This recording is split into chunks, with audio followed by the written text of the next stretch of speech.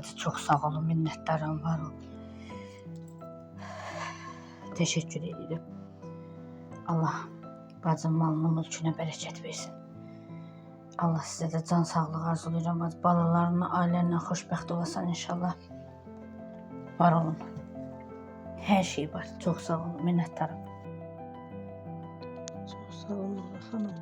Allah sizden razı olsun. Beğendim geldi çıktı. Bayramınızı tebrik ederim. Allah sizleri var eylesin. Allah kömeğiniz olsun. Allah ne muradınız, niyetiniz varsa Allah yerine getirsin. Var olasınız.